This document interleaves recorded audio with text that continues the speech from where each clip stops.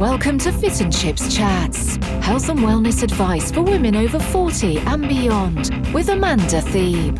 This is a show full of hot topics specifically for hot women. Amanda Thebe is a force of nature for women who are experiencing menopause hell and want to start feeling healthy and fit in their 40s and beyond. Through her very frank articles, podcasts, and hilarious social media presence, she's here to help you with informative advice while making you laugh like a 20-year-old throughout. Her raging fans have called her an unstoppable inspiration, resilient bitch, and one woman called her the over 40 guru to watch in 2017. Please visit us at fitandchips.com. And now, here's your host, Amanda Thebe. Hello and welcome to this week's episode of Fit and Chips Chats with my good friend, Georgie Thea. Welcome to the show, Georgie. Thanks, Amanda. I'm glad to be here. Just to tell you a little bit about Georgie, she is a registered dietitian and board-certified sports nutrition specialist. She's an expert in appetite regulation and habit-based nutrition, coaching her clients for nearly it's over 12 years now, to adopt healthy behaviors and thoughts around food. You may have seen Georgie's advice featured in a few publications. Amongst those are Women's Health, Men's Health, Outside Magazine, Psychology Today, Prevention, and ABC News. Her book, Lean Habits for Lifelong Weight Loss, was published in 2015, and the paperback edition is coming out next month, which is pretty exciting. So, Georgie, welcome again. And would you mind telling us a little bit something about yourself? That would be great. Sure, thanks. Well, I guess a little something about me that you haven't said. I grew up in the States, but I now live in Canada. And I have a super cool job because I work exclusively online. So I don't even have to put on nice clothes every day.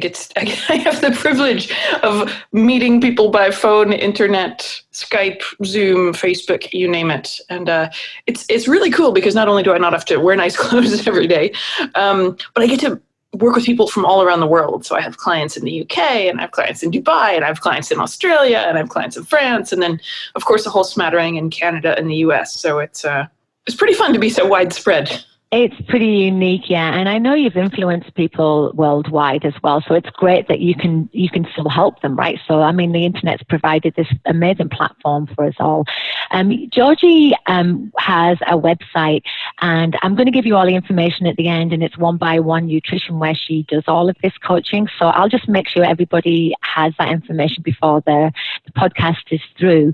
Today's episode, we're going to talk about fat loss through menopause, and metabolism slows down with age, and then we have this hormonal disruption happening through menopause that sees women gain weight and then struggle to lose it easily, myself included. I came through the other side of it, and we're going to delve deeper into that. But today, Georgie, I'd love to talk about skills to help achieve weight loss and maybe answer some of the frequently asked questions that I get. Is that okay? Yeah, that sounds fantastic. And I saw there were some great ones in the group, so we have lots to talk about. Yeah, we've got some great ones. So the first one that was asked was, could I ask Georgie how to lose weight during menopause? What, how, which exercise is needed exactly? And this woman says she's sick and tired of all the conflicting opinions, and she keeps researching and reading and just needs some solid information. So I'm going to hand this one over to you, Georgie. Sure. Yeah, I can hear the frustration when you hear different things left and right. Sometimes it's difficult to know what to trust. So my personal stance is where I get my information from is from original research studies. And I would be skeptical of things that you hear from people that are selling supplements or even things that you read in popular media. You know, as somebody that contributes to popular media, I've seen firsthand how I can say one thing to an editor, and then what appears in a magazine is completely different. So there's a lot more truthfulness to the original source if you're reading scientific journals or you have health professionals that you work with, such as your doctor. Your doctor probably also reads scientific journals. So in terms of the information that you can rely on, what's interesting is that during menopause, many women realize that they're gaining weight even if they didn't struggle with their weight prior, like a decade ago. I have my hand in the air, Georgie. Yeah? Okay. That's been me, yeah. Yeah, so you can vouch for this. And what's happened is many times people think that their body has changed physiologically in some way so that like the mathematics have gotten skewed and that their body isn't burning as many calories or that they're eating calories in their sleep or something like that.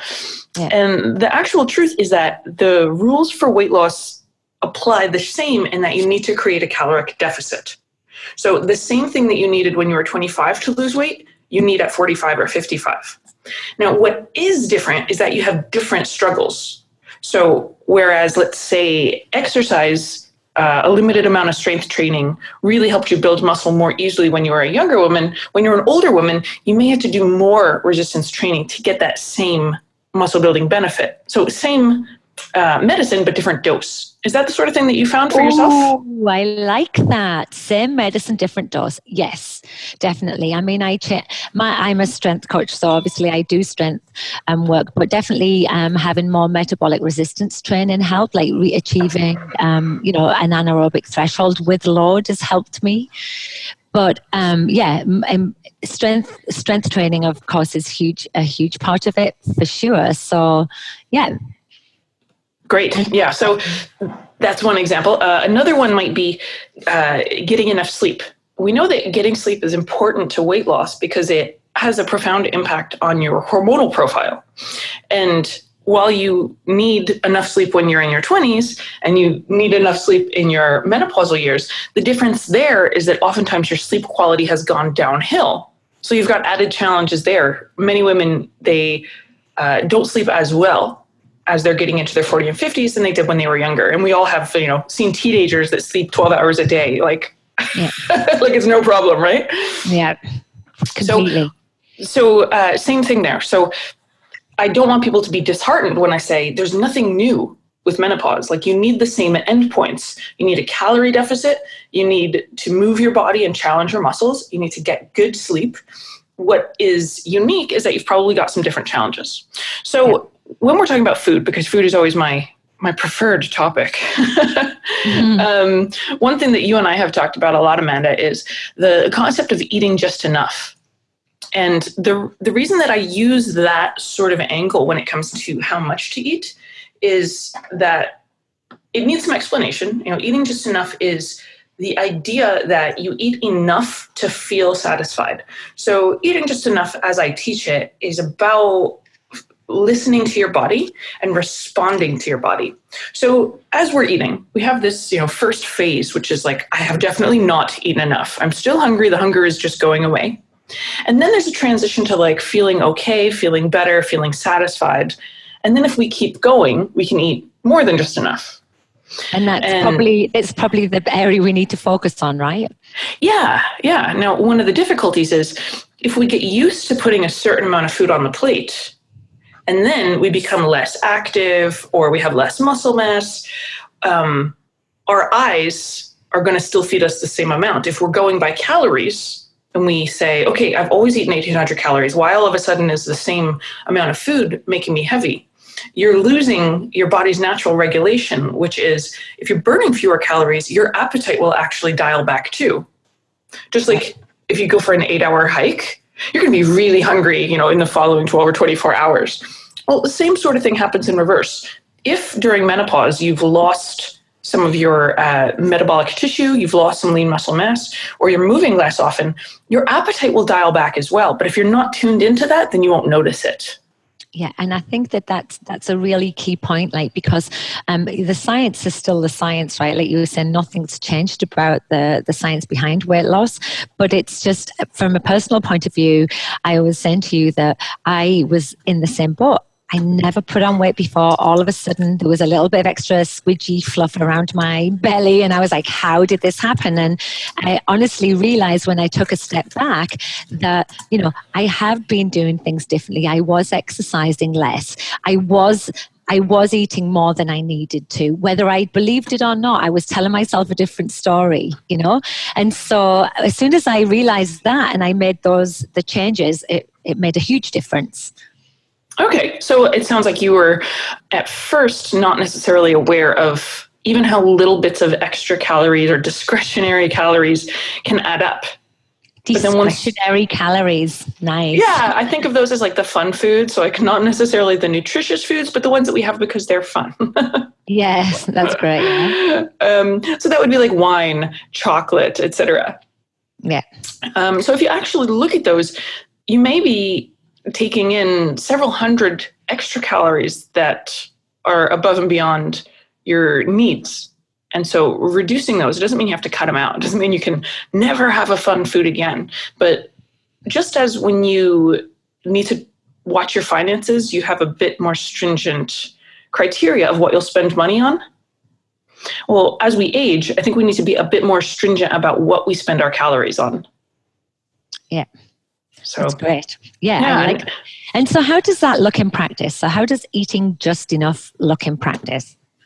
Well, usually it goes hand in hand with also feeling for your body's hunger signals. So it's kind of a powerful duo. If you are able to wait until you're actually hungry to eat, and by that I mean like feeling hunger in your stomach, not some of the peripheral symptoms like I'm dizzy, I'm tired, I have a headache, because those may or may not be food related. And sometimes you just need a cup of coffee, etc. Yeah. So if you wait until you're genuinely feeling hungry and you eat with mindfulness and you stop when you're satisfied, if you do that consistently, it sounds so simple that people want to brush it off. But really what leads to weight gain is not stopping when we're satisfied. It's eating a few extra bites here or there, maybe because the food is really delicious or because we've got something to do after the meal that we'd rather procrastinate on, or because we don't want something to go to waste. There's infinite reasons to eat just a little bit past that point. Yeah. But it really can be that simple that you don't have to obsess over the details of your meal. If you stop eating when you're satisfied, you can actually do quite well, even if you're eating stuff like pasta or pizza several times a week. And there's a couple of things that you said there that I found really interesting. The first one is like the mindfulness, and to me, that's key. I would often eat in front of the computer or watching TV or something. And now I actually take myself away and eat. And I eat like mindfully that way because it's so easy to get distracted, right, when you eat. And that can have a knock-on effect for the rest of your meals. Yeah, absolutely. If you watch TV while you're eating lunch, for example, then not only are you statistically more likely to eat more calories at lunch, but you'll actually eat more calories at dinner too. Even if you're not watching calories at dinner, it has a profound carryover into the following meal after you're stopped distracting yourself. Yeah, so like just enjoy and I remember you sent me once before, it's like really important to sort of like eat, enjoy and feel nourished. And it's difficult to do that when your mind's reading the news or something, right? You need to make it part of the process, make meal times fun again. I think so. It's a nice feeling. And then I know that this eating just enough, that's your number one sort of habit or skill, isn't it? That's the one that you think is like the game changer, isn't it? Even though it's the most simple, it's the one that can sort of change everything, right?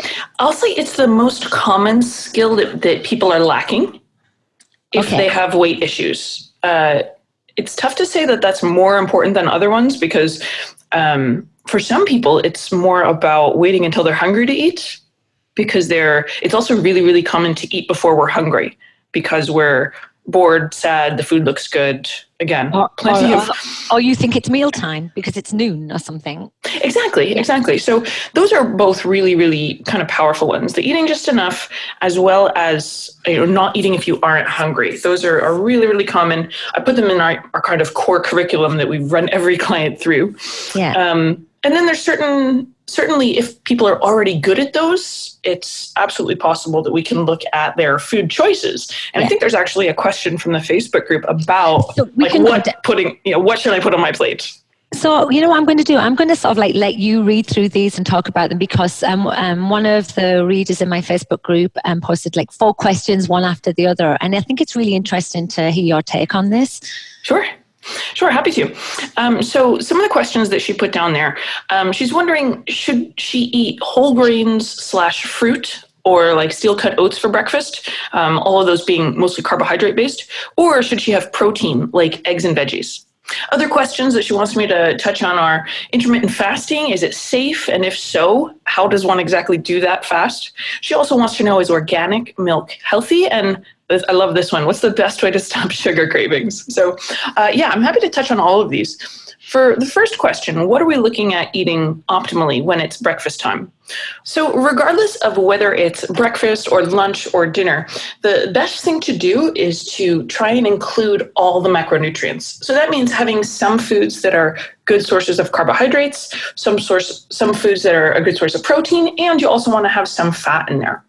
The fourth thing that I like to recommend if you're thinking of like a 4-point checklist for making a great meal is to include fruit or veggies because they help with the volume and they provide lots of phytochemicals. So the answer to that question is I wouldn't think that just whole grains or just protein and veg is going to be the best meal. So I would look at something like eggs and veggies and toast, or Greek yogurt and granola and fruit. So something where you've got your protein, you've got your carbs, you've got your fruit and vegetables, and a few grams of fat. Does that make sense, Amanda, or was that confusing? No, I think that's great. And I think reading between the lines, and correct me if I'm wrong, you're saying that when you go to eat your meal, because I know some women during this age struggle to get up and want to eat. So as soon as they are ready to eat, try and make it a wholesome, because I personally don't eat breakfast till about 10 o'clock. But then I sort of make sure I cover all the bases. I normally have my porridge, which is my breakfast of champions. And then I have like some protein on the side with it. I have some eggs with it. So perfect. Yeah, I usually do an omelet and then I have some starchy stuff on the side, either oatmeal or toast. And Georgie's got, if you follow her on her social media, she posts her food every day and it's always so delicious. Anyway. Thanks. So the intermittent fasting. Yeah, I don't recommend intermittent fasting. The question technically is whether it's safe. And yes, it's safe. Your body is well equipped to go for extended periods of time without food. I just don't find that it's the best method if you're looking for weight loss or if you're looking for low stress, metabolic health, or just an enjoyable life. It's not a practice that I use with my clients, so I would recommend staying away from it. I find that it makes people have a worse relationship with food, and it often triggers binge eating or obsessing about food during the fast. So at least with my audience, I don't utilize intermittent fasting, and I get great results, so I haven't felt the need to explore it with my clients. Exactly. And I know that I've spoke to women who have done this as well. And I think initially women see, and men obviously see results, but with any diet you do initially, you're going to see results. But the premise around the intermittent fasting is that you can eat within this window, but it doesn't encourage you to always eat well, does it? Yeah. It's just eat at your calories. Definitely. It's so if you look at intermittent fasting and the pattern of eating very little followed by eating a large amount within a short time frame, it kind of mimics binge eating disorder. And whenever you have a dietary practice that mirrors a psychological eating disorder, a psychological or eating disorder, I'm going to say it's probably not a great thing. Take a step back. Yeah. And the people I know that have done it and enjoyed it were people that had no issues controlling their weight before doing it. Right. Okay. That's good. I mean, I feel the same way about it. And I just think that this goes back to your waiting for the hunger cues. Like, to me, that is just a more practical way of living. It's not restrictive. And then what about the organic? I mean, because organic isn't always out there for everybody, right? Financially, but even if it was something within your cost budget, how do you feel about organic dairy and milk? Sure. So organic products are more expensive virtually all the time. In terms of what organic means, it means that the pesticides and pest control measures that are used are different than the pesticides and pest control measures that are used on conventional produce. So one important distinction is that they're not pesticide free and they're not chemical free. They're simply different. There's been no health benefits shown from choosing organic. So since there's no evidence base for it being superior, I don't feel that it's justified the extra cost. So I personally don't choose organic. I choose large amounts of fruits and vegetables grown conventionally, and that is evidenced to help with health. So I don't think organic is inferior in any way. I just don't feel like there's any justification for the extra cost. That's good, yeah. And then the sugar cravings. Sure, yeah. I think women of all ages battle sugar cravings as well as cravings for other foods. I think one of the key things is to look at your own patterns and to determine what's going on. Sometimes it's an emotion that's actually not related to sugar, but we've conditioned ourselves that when we feel that emotion, we eat sugar. So just like Pavlov's dog that drools when the bell rings, when you feel that emotion, let's say it's loneliness, and you start looking for a Hershey's bar, it's something that can develop over time. So I guess the first step I would recommend for someone that's battling sugar cravings is to assess what's going on and if there's an emotional pattern to it. Secondarily, if it's happening at a regular time of day, I would explore having something that's sweet in that time of day and seeing if you can satisfy it. So let's say after dinner, which is a really common one, a lot of my clients will have a couple of squares of dark chocolate and it satisfies them and they're happy with that and they move on. I think if you try and squash that desire and just say, no, I'm never going to have sugar again, it leads to increased cravings. And when you do have something that's sweet, eating an awfully lot of it. And it's demonizing it. I mean, I think there's anything when we say it's bad, stop eating it, then chances are you're gonna want to crave it all of the more. I know I went through something very similar, and I did actually pull this down to just being mindless. Like I just was mindlessly, just grabbing a handful of like chocolate or something. And it really was more that I just wasn't like having that awareness about what I was putting in my mouth. And probably I was feeling run down or a bit tired. I've been struggling with depression through menopause. And I think when you're feeling particularly low, the idea of cooking a big, wholesome, healthy meal is just far from what you could really want to do in that moment. So grabbing a Hershey's bar might be like one of the things I did. And so I think it was one of my patterns. And it's actually funny because it mimics the patterns and the emotions and the triggers. It reminds me of the book. I have a friend, Charles Duhigg, who wrote a book, The Power of Habit, and one of the things he writes about was his afternoon muffin. Did you read the book? I saw an interview with him where I think he spoke about that example. Yeah, and it was the same thing, right? It was just, he just needed to get up and walk about and be social, but instead he would walk up and buy a muffin in the cafe. And it wasn't really the muffin he wanted, it was the social interaction, right? So again, it was like identifying what was the trigger to go and eat that, that sweet snack. So moving on to the last question, I just would like to ask you on behalf of one of the listeners about why we know so little about the impacts of various macros and exercise in women during menopause. Most of the studies are based on young men, but very little towards women over the age of 40, 50, and 60 and beyond.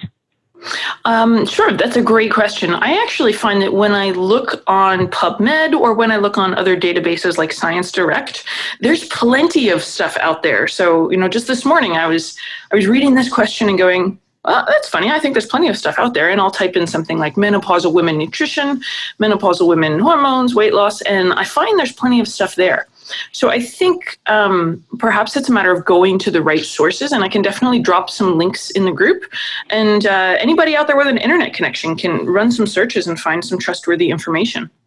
And what about things like Google Scholar? I often go through Google Scholar to just do some research. That's fantastic. Yeah, Google Scholar is a great one. It's very easy, and not all of the studies are palatable. I mean, you've got a science background, so you can digest them a little bit better than the rest of us, but there are some studies out there that are actually quite informative. I mean, I have a whole catalog of resources as well that I turn to all of the time. And yeah, there's definitely a lot of research out there. I think some of the frustration may be that most of the bloggers and I'll say personalities in the fitness industry are young men. So they're sharing stories about young men, but there's definitely research out there. And, hats off to you, Amanda, for helping be a voice for this very large segment of the population that wants to know more about stuff that applies to them. Yeah, and there's a whole team of people out there doing it. You just got to find your tribe for sure. That's what I think. And yeah, agreed. And so, Georgie, I found that I could ask you questions all day long. I might even get you back on, but yeah, I'm happy to. I just wanted to mention to the people who are listening. So, Georgie has a website, onebyOneNutrition.com, and there are tons of free resources out there on the website. So if you're interested in finding out more about real practical skills to help you with any issues with fat loss, then head on over to there, and you'll get some great resources. And where else can people find you, Georgie? What are the best places to find you on social media? Well, I am on Facebook quite a lot, so following me is a wonderful compliment, so I'd be happy if you followed me. As Amanda said, One by One Nutrition, and you need to spell that out for the letters one, it's not the digits. So spell out onebyOneNutrition.com, and you'll find lots of free resources and lessons, and we also write a blog, and so I contribute there. Josh Hillis, my coaching partner, coaching twin, I will say, writes stuff on there. Let's see, my husband, Roland Fisher, also contributes his wisdom and expertise. And then we also have blogs from our staff on there. So the One by One Nutrition blog is a great place to get about 5 of us. You can also find me at georgiefear.com. And I've got a lot of podcast links and such there if you like listening to me blabber. That's great. And I'll just make sure that they're actually available to people when they log on to the podcast as well. I want to say thank you so much, Georgie, for coming along. It's just been so informative as usual. I mean, Georgie was my mentor for, it was 2 years ago, I think now, and just changed my view on the way we look at nutrition. So it's such a great resource for everyone. So head on over to find out more. Thank you very much, Georgie. Thanks so much. I hope we do it again. Yes, me too. And thank you everyone for listening, and tune in next week for our next guest. Take care for now. Bye. Thanks for listening to the show. For more information on the services offered by Amanda, please head over to her website at fitandchips.com. That's fitandchips.com, or her Fit and Chips Facebook page. Leave a comment and she promises to respond to all questions. The views and advice expressed by Amanda Thebe are not a substitute for conventional medical service. No information here should be interpreted as a medical diagnosis, treatment, or prevention of any disease. If in any doubt, always contact your healthcare provider.